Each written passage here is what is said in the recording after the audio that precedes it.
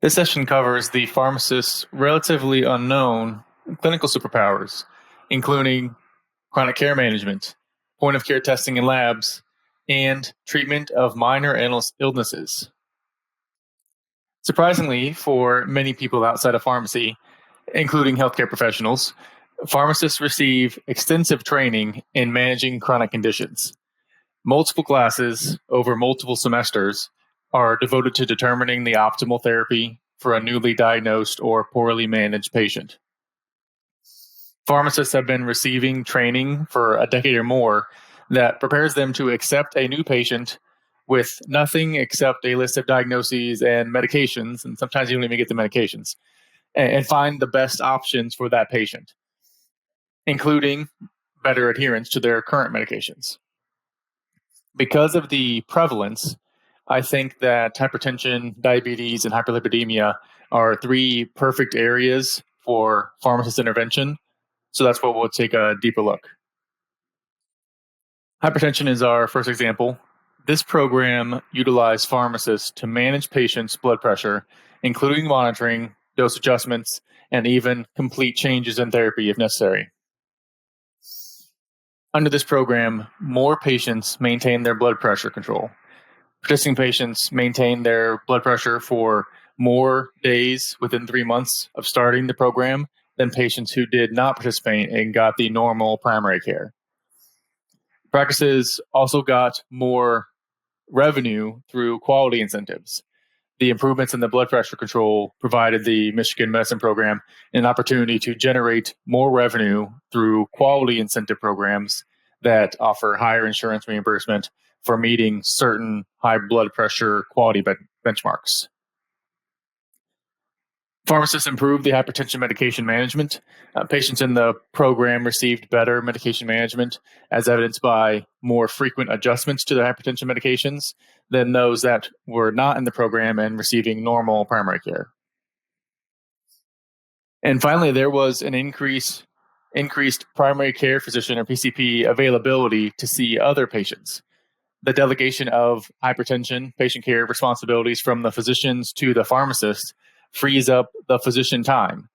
Patients who participated in the program had significantly fewer visits with their PCP, which allowed more time for those PCPs to see other, likely more complex and more revenue generating patients. There are many pharmacist programs that target diabetes. It's a big focus in pharmacy school. A meta-analysis that reported changes in A1C varied from study to study, with an average decrease of 1 to 2% in A1C for these pharmacy programs. One of the most significant impacts reported was a 2.8% average decrease in A1C in patients who were referred to a pharmacist-managed diabetes program. Several of the studies reported that patients with poor control of their diabetes at baseline received the most benefit from the pharmacist intervention. And a little surprisingly, all of these improvements to A1C also held for telehealth visits. Hyperlipidemia control is vital if you don't want your heart to end up as a fiery wasteland, dripping cholesterol globules inside your chest cavity. So, let's look at a study that utilized pharmacists for statins. The study explored the effects of automating referrals of eligible patients that hadn't already been prescribed statins by a clinician, and so they were referred to a centralized pharmacy service. The pharmacists reached out to the patients, contacted them, discussed their personalized risks and benefits of starting a statin, and then initiated therapy when it was appropriate. The primary goal of the study was to assess the proportion of patients that got prescribed statins, and then the secondary outcome included the proportion of prescribed statins at the guideline recommended doses. For this program, the pharmacist intervention arm had a significant increase in the patients that were prescribed statins, with 31.6% of the patients being prescribed a statin compared to 15.2% in the primary care arm. Additionally, with that secondary outcome, of those 31.6%, 24.8% of those were prescribed at the guideline recommended doses.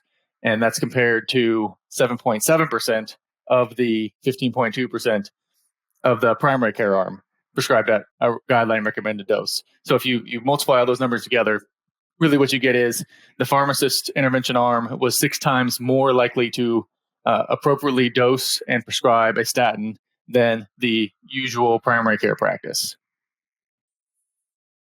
Implementing within an HMO, this is something that a pharmacist has already been doing and reached out to share with me their anecdotal experience. So I wanted to share her quote with you on exactly the kind of results that she's seeing in her practice, her HMO. She provides diabetes, blood pressure, and lipid management for patients. And they pulled the data since the program started in 2020 and found that over a 3-year period, she was able to achieve an average A1C reduction of 3%, as well as ensure their patients were on appropriate drug therapy for achieving blood pressure and LDL cholesterol goals as defined by the ADA.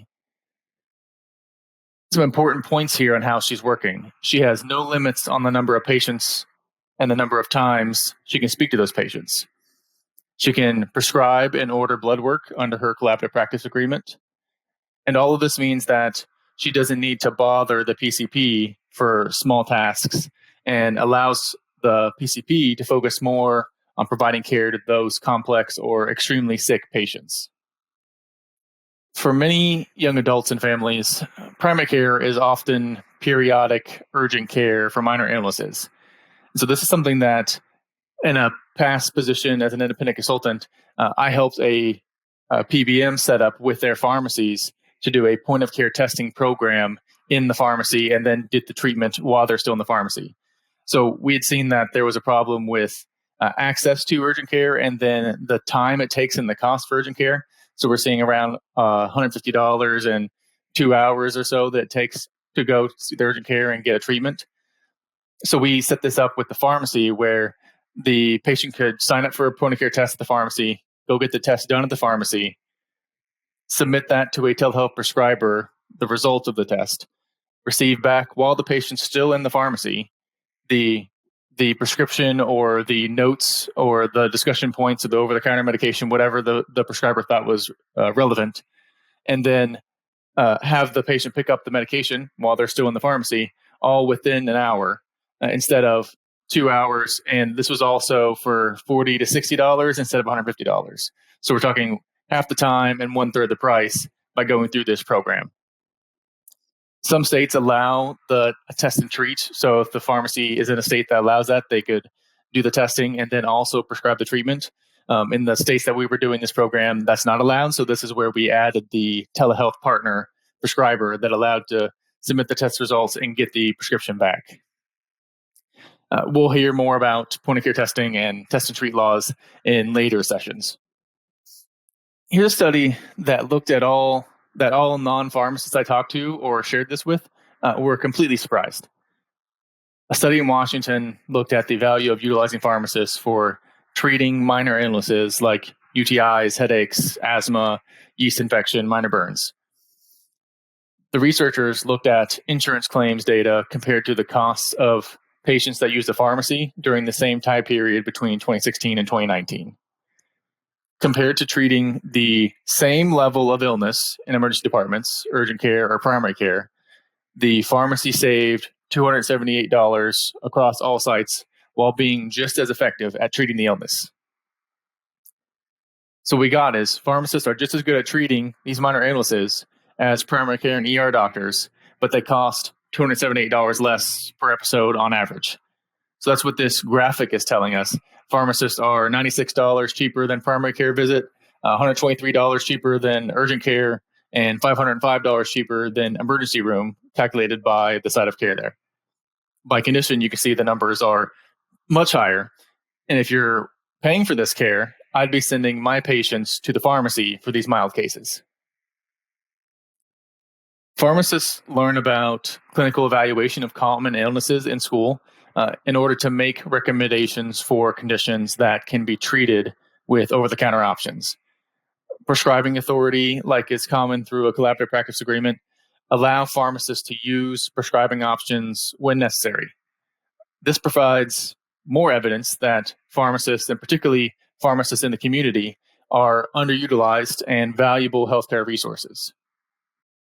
This session covered the pharmacist relatively unknown until now clinical superpowers, including chronic care management, chronic care testing, labs, and treatment of minor illnesses.